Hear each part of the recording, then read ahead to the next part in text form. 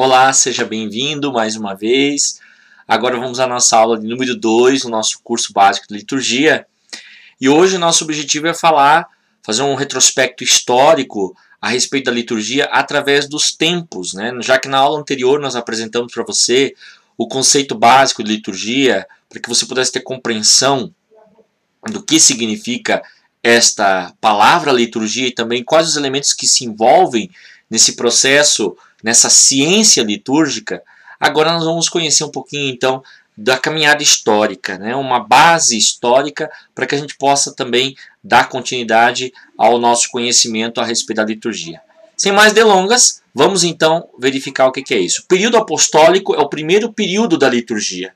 Nesse período apostólico se praticavam estes elementos, né? A religião judaica, tá? Então a religião judaica era fundida ainda com o cristianismo, né? Quando a gente busca lá, por exemplo, nos Atos dos Apóstolos, nos primeiros atos da igreja cristã, também descritos nas cartas de Paulo e nas cartas católicas, que a gente chama, que são as cartas de Pedro, as cartas de João, a carta de Tiago, ali ainda existem elementos da tradição judaica que estão presentes na comunidade cristã primeva. Nós também chamamos de comunidade cristã primitiva, ou cristianismo primitivo.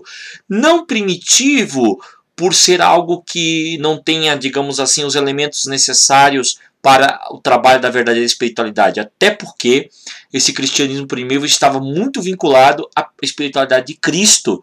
Então é o cristianismo na origem, na essência, na base. Mas ele tinha ainda alguns elementos do judaísmo, porque eram os apóstolos, era aquela comunidade ainda uma comunidade de tradição judaica. Tá? Então se utilizava ainda o templo, as sinagogas, né? Se tinha ainda as festas, as orações da tradição judaica, que é uma característica marcante deste primeiro cristianismo, desse cristianismo apostólico. Tá? Então por isso também é que não existia ainda uma liturgia cristã propriamente dita, mas buscava-se uma espiritualidade. Tá? O que nós entendemos por espiritualidade? Essa força do Divino Espírito Santo presente nas comunidades cristãs primeiras. Né? Essa oração que se dava por meio dos carismas, dos dons de língua, de cura, de poder, que era uma expressão espontânea da comunidade cristã originária. Então existia essa oração em comum e essa busca pelo Espírito Santo como resposta à inquietude espiritual do cristão. Tá? Uma outra coisa que nós também enfatizamos aqui é o aspecto comunitário. As comunidades cristãs elas tinham tudo em comum, como diz os Atos dos Apóstolos. Então era uma comunidade que primava pela unidade, pela solidariedade entre os irmãos. Né? Então, por exemplo, as pessoas não apenas dizimavam, não era isso. Era uma partilha realmente. Né? As pessoas que tinham menos podiam receber um pouco mais e seriam ajudadas pela própria comunidade. Então os cristãos tinham essa coisa da vida em comunidade.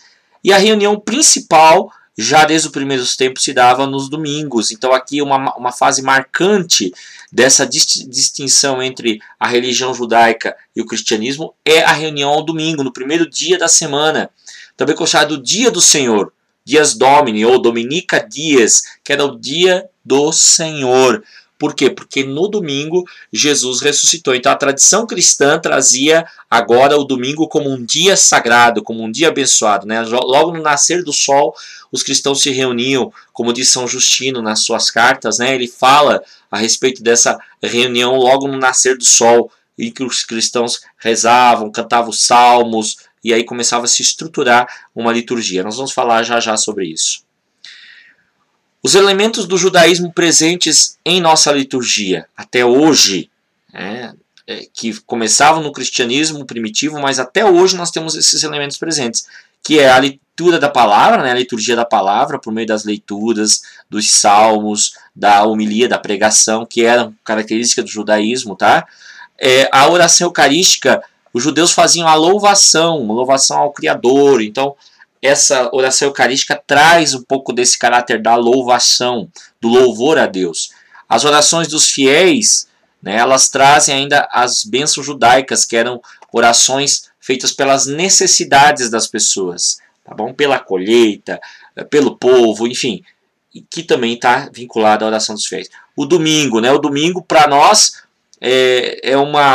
recorda o sábado, o Shabat do judeu, né? Então o judeu consagrava o sábado, o cristão começa a consagrar o domingo, mas há necessidade da consagração de um dia à oração, ao culto divino, tá? A oração cotidiana, laudes, véspera, quer dizer, a liturgia das horas que nós temos hoje no cristianismo, ela é uma tradição judaica, porque os judeus também faziam essas orações em determinadas horas do dia, tá? Algumas introduções, né, com orações ao alto, oremos, demos graças, coisas que também eram aclamações dos judeus, né? Como é a doxologia, glória ao Pai, ao Filho e ao Espírito Santo também, aleluia, amém, hosana, pelos séculos dos séculos, essas aclamações todas, e a imposição de mãos tão presente no cristianismo, né, gente? Seja por fazer uma oração por alguém, seja no sacramento da unção dos enfermos, seja no sacramento da ordem, no sacramento do matrimônio, há sempre o rito da imposição de mãos, né, como no batismo também, como uma tradição nossa que advém do judaísmo. A Era dos Mártires, do século 2 e 3, é marcado então já pela presença da Didaqué, é um escrito que chega até nós ainda e que traz muito dos ensinamentos do cristianismo primitivo, né, do cristianismo primeiro, e as orações de Clemente Romano. A igreja era nas casas, então não existia um templo ainda, mas era Domus Ecclesiae, a casa da igreja, ou a igreja nas casas, tá, para celebrar a liturgia. Pelo fato dos cristãos renunciarem aos cultos pagãos, então o martírio vai ser uma marca presente nesse período do século 2 e 3 do cristianismo, da era cristã. E é interessante observar que os primeiros altares do cristianismo vão ser feitos sobre o túmulo desses mártires, dessas pessoas que estavam nas catacumbas e os corpos sepultados nas catacumbas, e os cristãos precisavam se reunir também nas catacumbas porque a perseguição era muito grande. Então, os altares do cristianismo vão ser as catacumbas dos nossos mártires, dos nossos primeiros mártires. E já começa a ter uma estrutura essa nossa reunião cristã, né? Essa reunião que se dá no domingo, ela se dá na escuta da palavra e na homilia, então quer dizer que a liturgia da palavra já começa a existir, tá?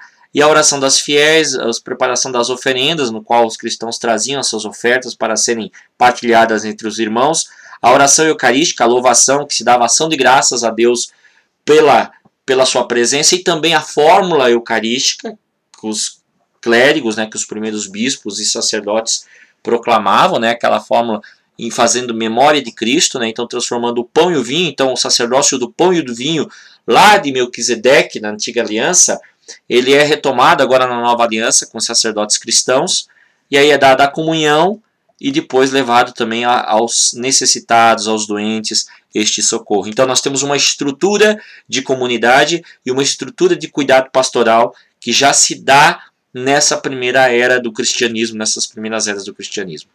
No século 4 a 8, o cristianismo começa a florescer ainda mais com a proteção do Estado, né? Então Constantino promulga o Edito de Milão e dá liberdade de culto aos cristãos. Então antes eles eram perseguidos, agora eles estão isentos dessa perseguição.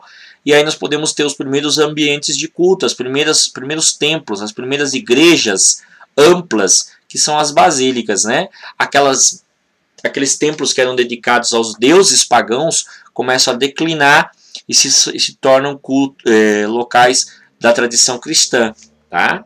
A cultura romana vai ter uma influência muito forte dentro desse novo cristianismo, porque ela vai solenizar o culto, né? Aquele culto que era tão simples lá nas catacumbas, por medo do Estado romano, agora vai ter o patrocínio do Estado romano. Então nós vamos ter aí os padres com as vestes clericais, né, suja dalmática, casula, aquelas vestes, né, o horário que vai ser a estola, né, vestes que antes eram do culto pagão, né, era do imperador, era dos sacerdotes pagãos, vão se tornar vestes cristãs, tá?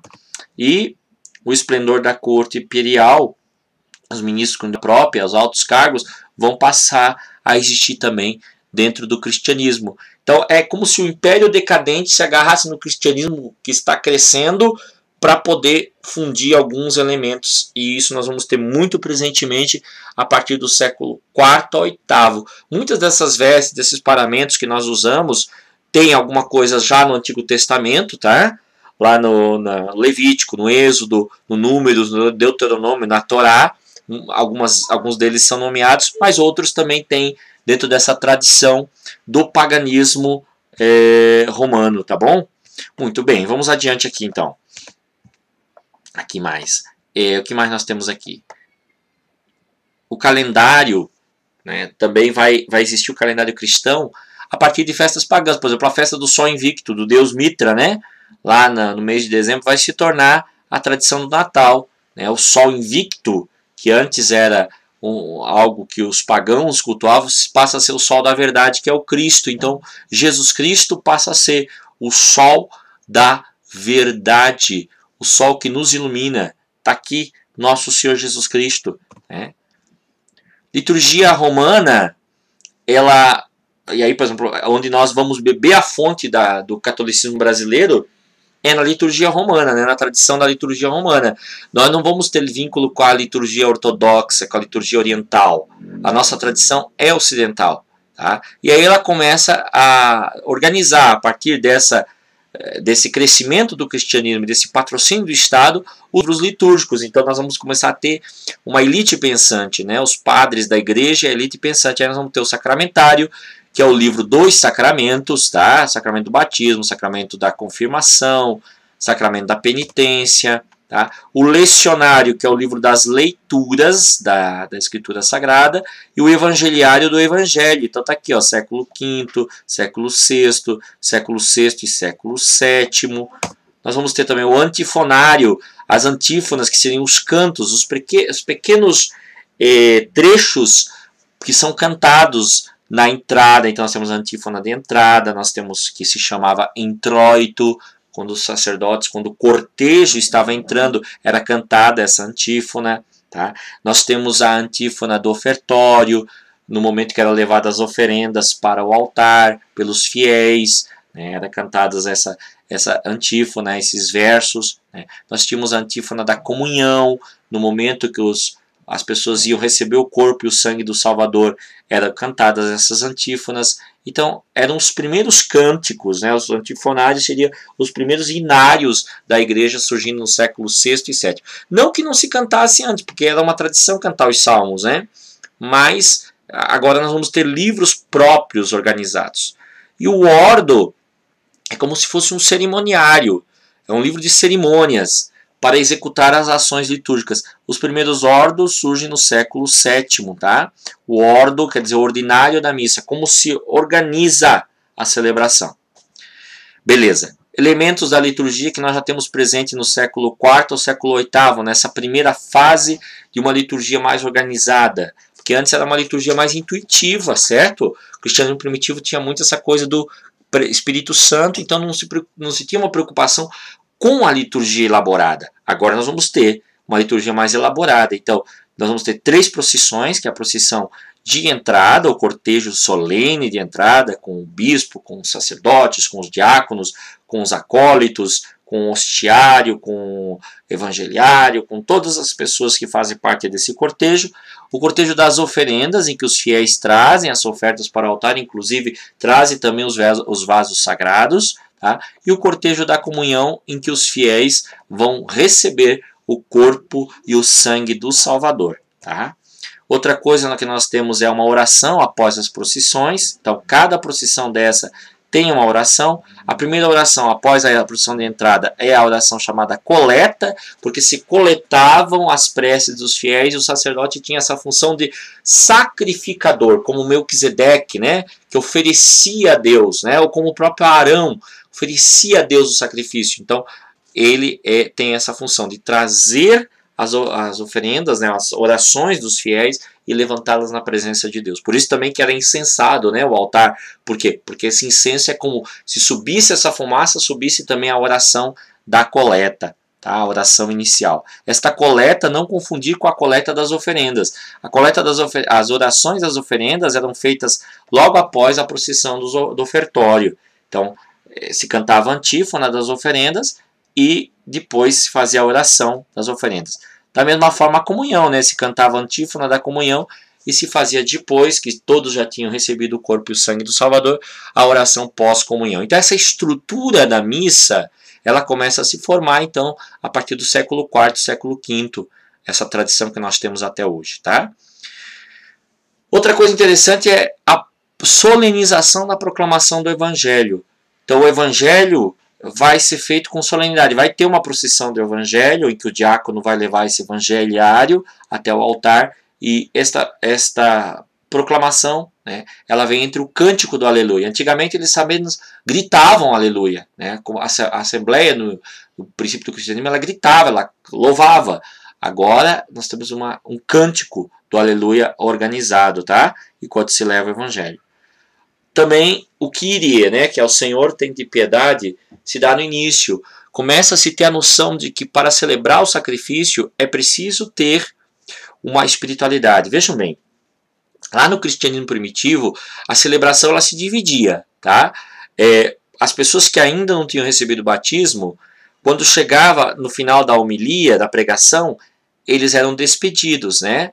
Eles se faziam uma oração pela paz, se davam um abraço de paz, e eles eram despedidos da Assembleia. E os que já tinham recebido os sacramentos, que era tudo junto, batismo, crisma e comunhão, eles ficavam até o final da missa. Tá? Agora, o ritual de penitência, ele se dava no início, por quê? Para que todos pudessem ter o espírito purificado na presença de Deus, para celebrar dignamente estes sagrados mistérios. Tá bom? A oração eucarística também ela vai existir, né? Lembra o que nós falamos? O cânon, o que é o cânon? São as palavras sagradas, né? As palavras sagradas. O cânon quer dizer o comum, aquilo que é praxe, aquilo que vai sempre existir, as palavras sagradas para a consagração. E diversos prefácios. Prefácio, quer dizer, antes de fazer, antes de consagrar, tem um prefácio. Então nós começamos a ter a diversidade de prefácios de acordo com a ocasião. No Natal tem um prefácio que conta a história do Natal. Na Páscoa tem um prefácio que conta a história da Páscoa. No Advento tem um prefácio que prepara para o Natal. Na Quaresma tem outro prefácio que prepara para a Páscoa. E assim vai havendo a diversidade de orações. Tá bom? O culto ele é mais sóbrio, porque no culto cristianismo primitivo, né, até o século III, era um culto mais de participação mesmo, um culto mais efusivo, se dava pela ação do Espírito Santo, se dava no espírito de revelação, de espiritualidade. Agora nós começamos a ter um culto mais sóbrio, voltado à tradição, entre os instrumentos musicais, entre o canto sacro, né? Então começa a ver isso daí. Adoração com muita reserva e nunca dentro da missa. Então essa coisa, por exemplo, de adorar o Santíssimo Sacramento, de ter poder proclamar um aleluia fora de hora, já não pode mais existir. Começa a haver regras dentro da liturgia. Ela se soleniza, como nós falamos antes. Há orações com referência ao alimento e à bebida, que são o corpo e o sangue de Cristo. Tá? E aí começa a se organizar, até o século VIII, basicamente, o calendário litúrgico, né? Com os concílios, que foram se seguindo os 7 primeiros concílios do cristianismo, se organiza o calendário litúrgico, né? Que é o Advento, que prepara para o Natal, tá? A Quaresma, que prepara para a Páscoa, né? O Tríduo Pascal e o Tempo Pascal. Depois vem o Pentecostes e o Tempo de Pentecoste. Depois de Pentecoste, as festas marianas dos mártires e dos santos. Então é mais ou menos assim organizado o calendário litúrgico do ano litúrgico da igreja, tá? E o canto litúrgico, que surge de modo mais específico no século VI, o canto gregoriano, tá? Então vai trazer estes elementos assim de uma forma mais intensa e mais organizada também para o culto litúrgico, para o culto divino. No século VIII e IX, como há uma expansão do cristianismo para dentro daquelas regiões outrora pagãs, franco-germânicas, então nós vamos começar a ter esses elementos também dentro do cristianismo católico e apostólico, século VIII e IX. Então, a migração para a Gália, que adaptou e retornou a Roma, o impulso ao drama, a abundância de palavras, moralismo, linguagem comovente, que vem dessa tradição franco-germânica. Tá? Então, vai trazer agora alguns elementos, vai se fundir a liturgia romana com essa tradição. Tá?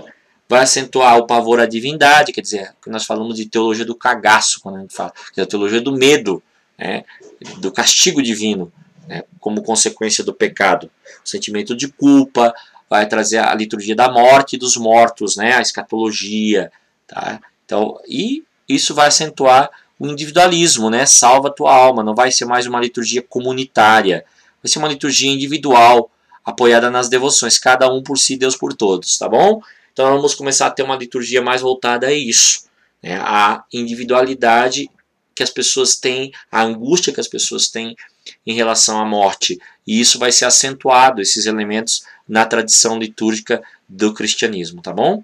A missa, ela converte-se numa devoção mais privada dos sacerdotes, então aquele caráter comunitário que nós tínhamos lá nas procissões, não vamos deixar de existir, é uma missa mais centrada, uma missa em linguagem latina, não é uma missa com a participação popular, tá bom? Então começa a existir uma perda do sentido pascal, do sentido libertário, do sentido de ressurreição, da celebração, daquele sentido inicial do cristianismo, né?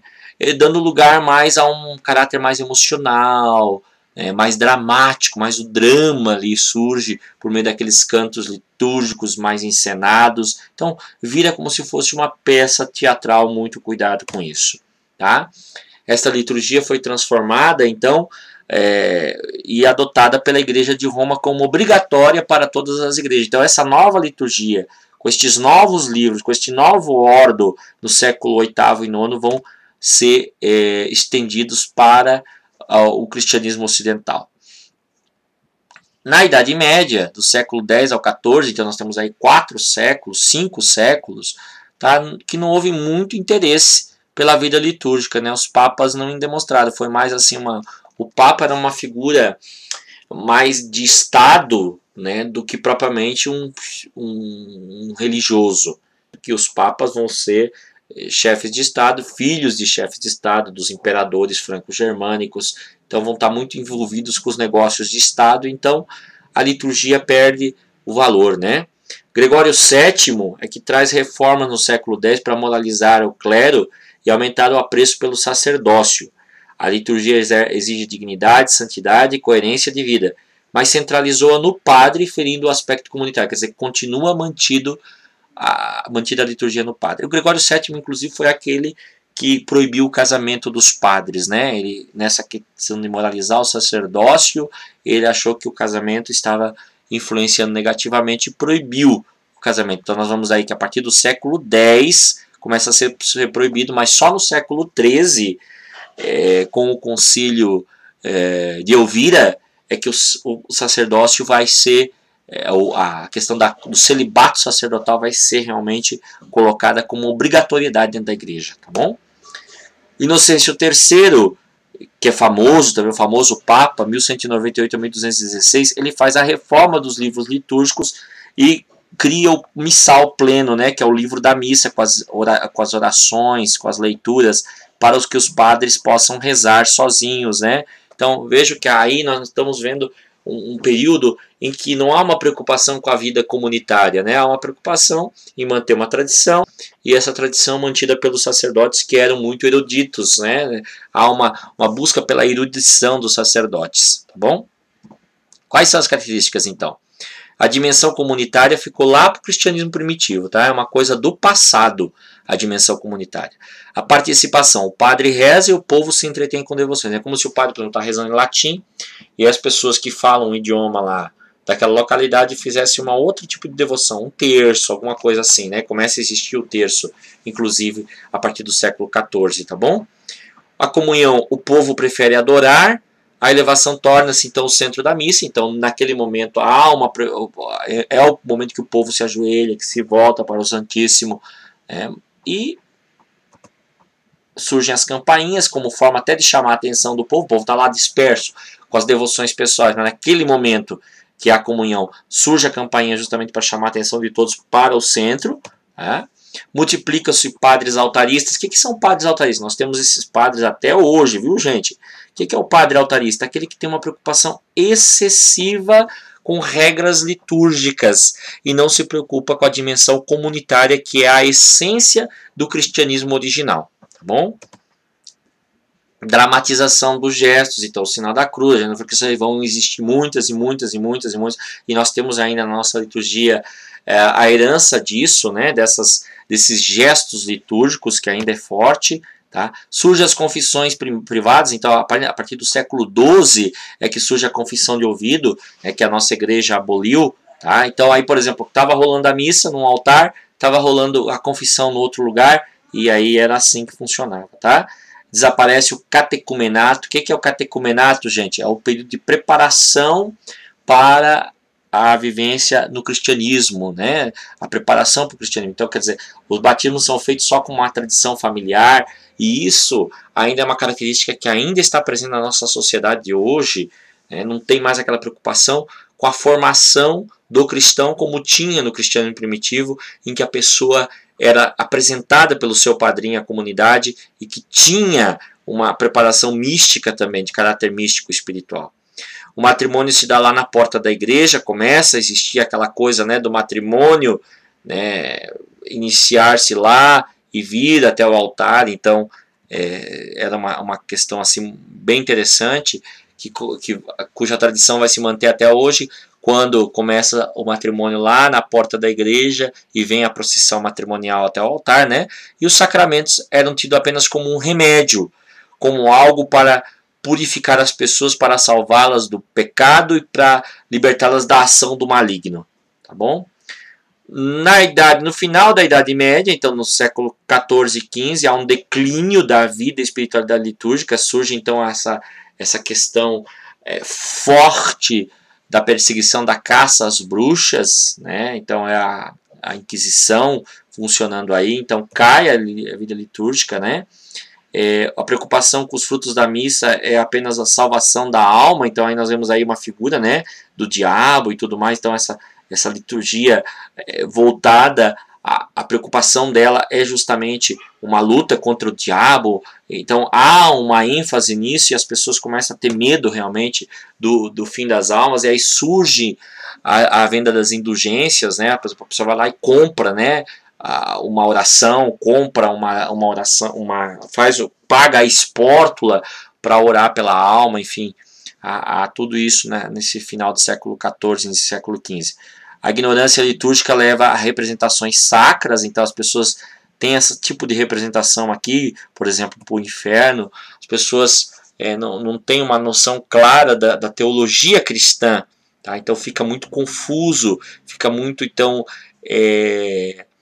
vamos dizer assim, uma proteção do sacerdócio em relação às coisas da igreja. Então é uma coisa assim muito clericalista e pouco voltada à pastoral, pouco voltada à libertação do homem, tá? E aí nós vemos então com certeza o individualismo religioso, né? Cada um procurando salvar a sua alma, cada um procurando se resolver, né? E aí obviamente surge também a falsa piedade, que são aqueles vários exercícios espirituais para atrair as bênçãos de Deus, para libertar as pessoas do castigo divino, etc, etc, etc. Né?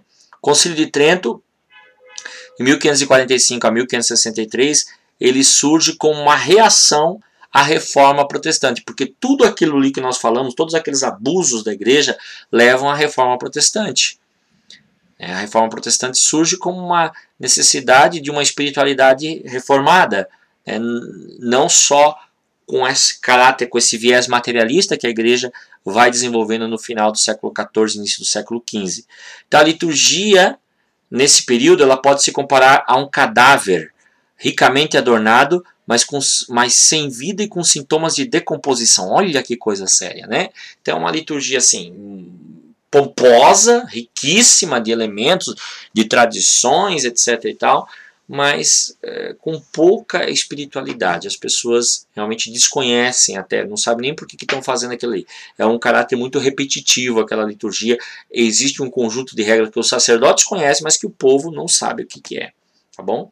A reforma protestante, então, ela vai fazer o que? Ela vai introduzir a língua vernácula, que é a língua falada pelas pessoas, vai introduzir uma participação efetiva das pessoas no culto, né? Então, quer dizer, os primeiros cultos protestantes, as pessoas vão exercer um caráter efetivo, vão participar do culto, Lá no culto católico não existia mais isso, era uma língua latina, morta, então as pessoas não tinham essa participação efetiva. A recitação da oração eucarística em voz alta, porque antes era feita só em voz baixa na liturgia católica, tá? E a simplificação dos ritos. Vejam bem que a reforma protestante não vai abolir os ritos católicos, mas ela vai simplificar os ritos, ela vai tornar mais aprazível para que as pessoas possam participar. Tá? Então, o que acontece na reforma de Trento, na reforma tridentina? Corta os abusos, então aquela coisa, aquela ritualística toda vai começar a diminuir, mas não favorece ainda a participação do povo na celebração, tá? Continua sendo sacerdotal. O altar e o sacrário viraram realidades separadas, então começa a existir essa distinção entre altar e sacrário, então o altar como local de sacrifício, o sacrário como o santo dos santos, tá? E também a liturgia tridentina publicou os livros litúrgicos. Ela organizou aqueles livros que estavam todos dispersos, né? O breviário, que é o livro das horas, da oração cotidiana, com os salmos, né? Com o saltério, que são 150 salmos, tá bom? O missal, que é o livro da missa. O pontifical romano, que é o livro dos bispos, especialmente das cerimônias que os bispos realizam, tá? Com as ordenações, as consagrações. O cerimonial dos bispos, que é um livro utilizado pelo mestre de cerimônias, que traz todas as cerimônias que os bispos tinham que realizar, né, mas não como no pontifical, as orações, etc. E tal. No cerimonial, vem ali expresso como é que funcionava o ritual. Tá? E o ritual romano, que traz especialmente os sacramentos, que traz, por exemplo, uma parte do sacramentário e também os outros sacramentais, as bênçãos e as exéquias. Tá bom? A era das rubricas. Surge a Sagrada Congregação dos Ritos, né, para estudar a liturgia e assimilar as leis. Então, rubricas, o nome rubrica quer dizer, vem do vermelho. Né, vermelho, porque em vermelho, nesses livros, estava o que o padre tinha que fazer, como é que era a ação litúrgica a ser tomada. Então, explicava, era explicativo o livro, tá bom? Por isso as rubricas. O Barroco. O Barroco surge como um movimento que expressa o espírito de reforma contra o triunfalismo, brilho, celebrações espetaculares, assenta em aspectos periféricos. Então, nós tínhamos o rococó antes, que era um estilo assim, muito rebuscado, e o barroco começa a enxugar um pouco isso, né, trazendo elementos mais devocionais populares, tá bom? Então, multiplica as imagens, a comunhão vira devoção, a homilia vira sermão, o sacrário vai para o altar, o canto polifônico mais exibido, imponência nos elementos artísticos, como nós vemos aqui, tá bom? Além disso, a festa principal é o Corpus Domini, o corpo de Cristo. Por quê? Porque, ao contrário do protestante, o católico acredita na transubstanciação, que a hóstia consagrada está verdadeiramente o corpo e o sangue do Salvador. Então, isso precisava ser mostrado para o mundo, e aí surgem as procissões, isso já no século XV e XVI, tá bom? Aí nós temos uma igreja no Barroco, tá? A liturgia herdada no Brasil e na América Latina. Então nós tínhamos o rito romano franco-germânico, lá daqueles primeiros tempos, né, a partir do século V, século VI, tá, até o século XIV, XV. Tá? A língua dos nossos templos vão ser o latim, o ritual semelhante à magia e não é popular, então continua havendo as devoções populares, né? Então a prática do devocionalismo, que é adoração, novenas, procissões e substituição, porque como não se entendia a missa, então precisava o povo participar de alguma forma, né? Os sacramentos também tidos como remédio, então, por exemplo, assim, aquela coisa de batizar a criança para não ficar pagão, para não ir para o inferno, ou para não ficar doente, etc. e tal, então o sacramento tido como um remédio, e a liturgia, então, era farmacêutica. Se o sacramento era visto como um remédio, a liturgia farmacêutica. Movimento litúrgico, então, do século XX. O iluminismo do século XVIII faz com que as pessoas comecem a mostrar que elas queriam, né, uma liturgia mais simples, uma liturgia com mais participação popular.